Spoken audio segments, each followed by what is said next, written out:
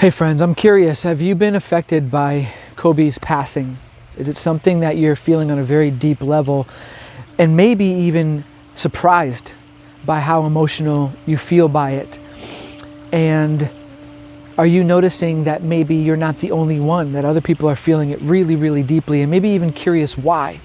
I want to share with you 3 different reasons why I believe many people are feeling Kobe's passing at a very deep level, and also why it's important to understand that, because how it then makes relating to other people and relating to yourself in life and our connection in the world, it makes it so much more clear when we can understand why we behave a certain way and why we feel certain things, both individually and collectively. It can help bring us together. And at a time when such a tragedy has hit, that's one of the hidden gifts, is that it does help to bring us together. And I want to share with you a few things that have been coming through. So the first thing, before I dive into that, I just want to say that my heart goes out, just tremendous love and condolences to the family and friends that are so directly and so immediately impacted by Kobe's loss, his daughter, and of course the 7 other individuals that were on that helicopter. Also, I want to say thank you to Kobe for being just the amazing, tremendous, inspiring individual that he was, so committed to mastering his craft and playing at such a high level and entertaining all of us. And just super grateful for that experience and for what he showed the world, and committing so much to his work and something that he loved so deeply. And that's one of the first things that I want to share, is that collectively, the majority of individuals are not really connected to who they are and who we get to be. You're not really connected so deeply to the authentic expression of your unique genius, of like what makes you you, of what lights you up, of what you're passionate about, and really living that out in the world, either through your work, through your hobbies, through your relationships, being so alive, so charged by life itself and by something that you're so in love with and committed to.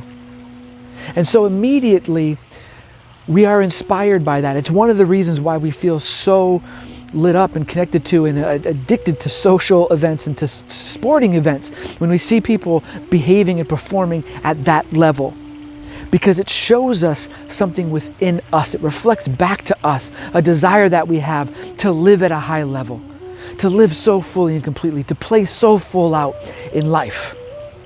And so that's one of the things that I wanted to share with you as to why we might feel this big collective loss, or why, even if you obviously didn't know Kobe on a personal level, why you feel so deeply and saddened, right? Because these individuals who are not only just famous or performing at a high level, but doing so for such a long period of time and in such an inspiring way, what they're doing is reflecting back to us something that we know secretly is inside of us that we may not have yet tapped into ourselves. And so we almost live vicariously through that and desire that for our lives. The second reason is because of something called mirror neurons. In the brain, there's this aspect of the brain where it's like if you're in a movie theater and you're watching an action movie or watching a horror movie, right? If you're in that action movie, you are in that car. And if someone was to put a camera or a mirror on you while you're watching that movie, you would see all of these different micro expressions in your face, or all these dramatic movements that you would be making, muscles clenching, because your brain doesn't know the difference. It feels like it's you in that car. That's why it stimulates you and excites you, and it feels so amazing to be watching like really exciting movies. Or when you're watching a horror movie, when you wince and scream and yell out, it's because in your mind, you can actually feel the pain. The brain is making an association in the body and making that very real for you. It's putting you in that situation. And there's emotional connection that moves through that in the limbic system, the emotional part of our brain, because we're built to be connected individuals. It's why we can feel sympathy and empathy when we see people in pain, because there really is no separation. They are us. We are them. And we can feel that on a deep level. And even if you don't know somebody personally, yet they've had such an impact on your life, then you can feel that. And that's the other reason. And then last but not least, there's something called the collective mind.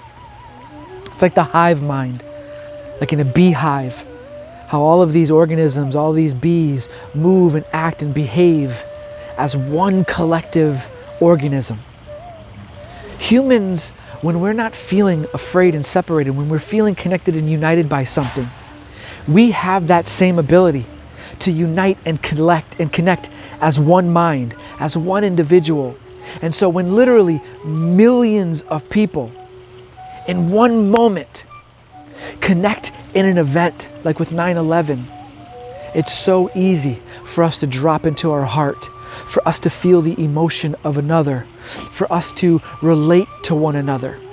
And all of a sudden, we become one. We have that experience of going beyond the self and becoming one. And when somebody for so many years has been broadcasted into your home and has inspired you to behave a certain way, has entertained you, has informed you in some way, passes away, those three things are happening. The mirror neurons and the relationship in your limbic and emotional brain is connecting you to the passing of like a loved one, and it feels so very visceral.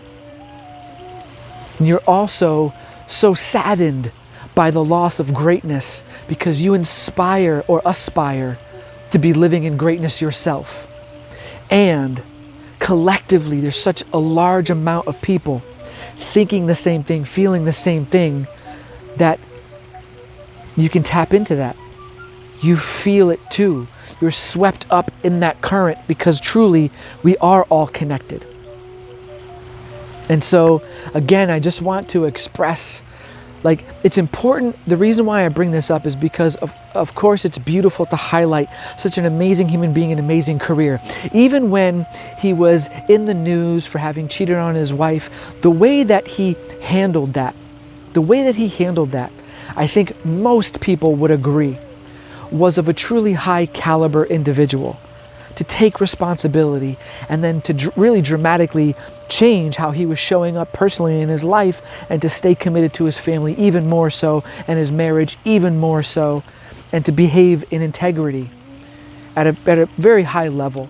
So many individuals at that level are usually fairly narcissistic to such a degree that they wouldn't be able to take ownership of that experience or change the behavior.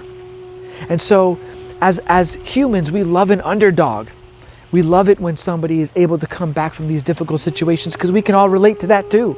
We've all had difficult times, and we all have skeletons in our closet. And so that also was inspiring, and I think endeared him to us in many ways, and watching how he moved through that challenge in his life and still continue to perform at a high level. And then just to, play a game, or to live his work, and to be so committed and inspiring all the time.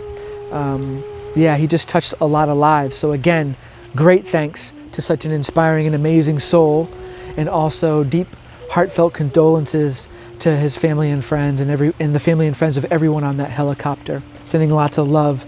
And I hope that the understanding of why a lot of us might feel so connected and impacted to his passing helps you understand better how connected we are and why we behave and act the way that we do. Sending you lots of love. Dallas Michael Sear, remembering you to ignite your purpose, because you never know when you're going to go. To live life with passion, as Kobe so inspired us to do. And to love your life, to truly love your life, because why else are we here? And to love each other. Till next time.